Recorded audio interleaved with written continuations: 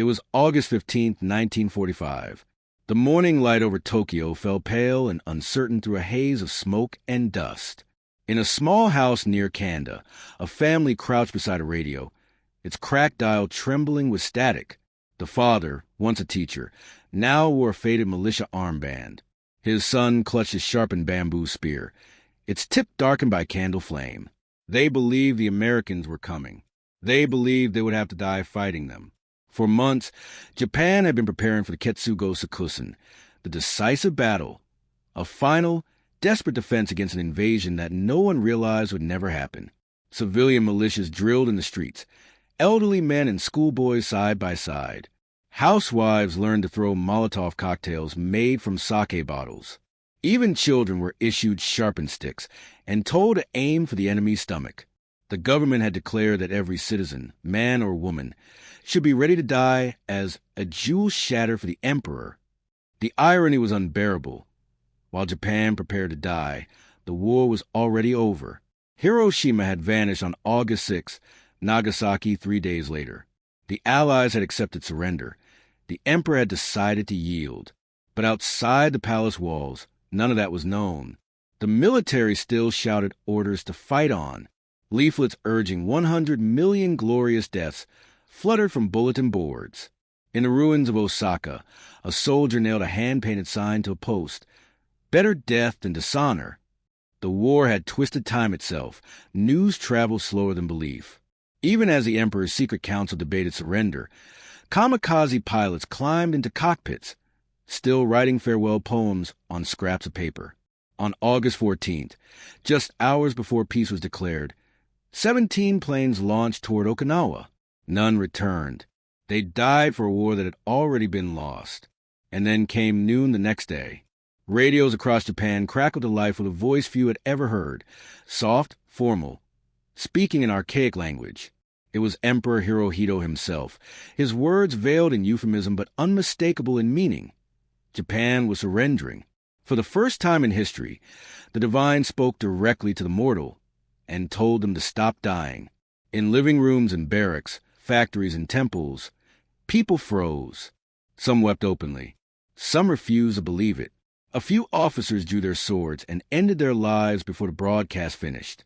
In one military school in Kagoshima, students smashed their radios, shouting that the emperor's words were an American forgery. But in the streets, the noise of war was replaced by something rarer, quiet. Tokyo, half in ruins, seemed to exhale. Mothers who had hidden grenades beneath floorboards began to dig them out and throw them into rivers.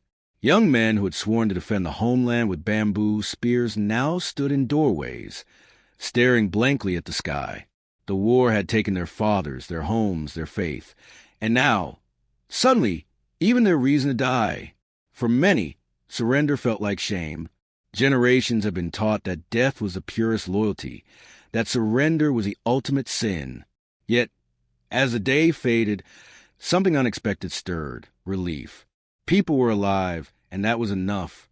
In a rural village outside Nagano, an old farmer knelt in his rice field as the sun set. He had prepared to burn his home and poison his family if the Americans came. Now he simply looked at the sky and whispered, "So we live?" That night, candles burned quietly in homes across Japan. Not for the dead, but for the living who had nearly joined them. The bamboo spears leaned forgotten in corners. The children, who had been told to die for the emperor, fell asleep to the sound of the silence, so deep it felt like grace. Japan had been ready to die gloriously. Instead, it would have to learn how to live humbly. The war was over. The people just hadn't realized how long they'd been free.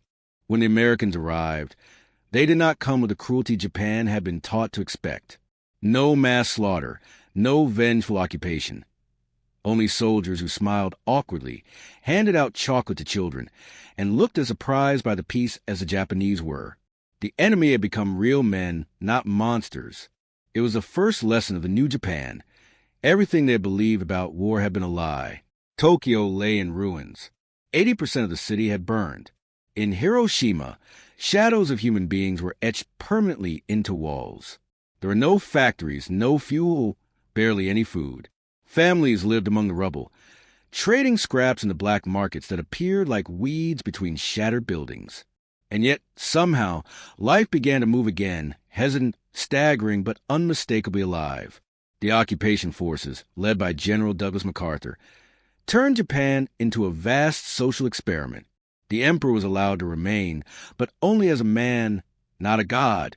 The new constitution, written under fluorescent lights in the Daiichi building, banned war forever. Women gained the right to vote. The old military police were disbanded, their offices replaced by schools and hospitals. For a people once trained to die, the hardest lesson was learning to live under their former enemy's rules and find dignity in it. At first, there was resentment. Pride dies slower than nations do. Some could not forgive the humiliation of defeat, but others, teachers, mothers, shopkeepers, quietly understood that survival was its own form of victory. A new generation of children began reciting not war songs, but English words. They wrote in notebooks donated by the Americans, learning phrases like freedom and peace that had once been forbidden. There was irony everywhere. The same soldiers who had prepared to shoot civilians now delivered milk to them. Former kamikaze pilots drove taxis for foreign journalists. The factories that had once built Zero fighters now produced bicycles and sewing machines. Japan, stripped of its army, turned its genius for precision and discipline toward rebuilding, not conquering. By 1948, something remarkable had taken root. Streetcars rattled again through Osaka. Theaters reopened, first playing American films, then Japanese ones about love and laughter, subjects long absent from screens. Ration lines grew shorter. The sound of hammers replaced the wail of sirens. Life was not yet easy, but it was purposeful. The same people who had rehearsed death drills were now mastering the art of resilience. For some, the shift was almost too much to bear. Diaries from that time revealed guilt more than joy. Guilt for surviving when so many had not. Guilt for believing lies. Guilt for once wishing for an enemy's death. But amid the shame, a quiet pride began to emerge. They were no longer the warriors of a fallen empire. They were survivors building a new identity from ashes. In 1951, the Treaty of San Francisco officially ended the occupation. Japan stood again, humbled, yes, but independent. The emperor addressed his people not from a throne, but from a simple desk. His words, translated for the world, spoke of peace, gratitude, and the hope that Japan would walk again in light. The transformation was almost unthinkable. In less than a decade, a nation that had glorified death had become one of the most peaceful societies on earth. Factories hummed. Radios sold faster than they could be built. Soon came televisions, cars, cameras, and the quiet rhythm of prosperity. Children born after the war grew up never knowing hunger or fear. For them, the bamboo spears their parents once carved were just stories, relics of madness that felt impossible to imagine. And yet, beneath the modern skyline that rose to the 1950s and 60s, memory endured. In every rebuilt neighborhood stood at least one small shrine to a brother, a father, a classmate who had never come home. On August 15th each year, the same faint radio broadcast played once more, the emperor's trembling voice echoing through living rooms. We have resolved to endure the unendurable. For many, that phrase no longer meant surrender. It meant survival.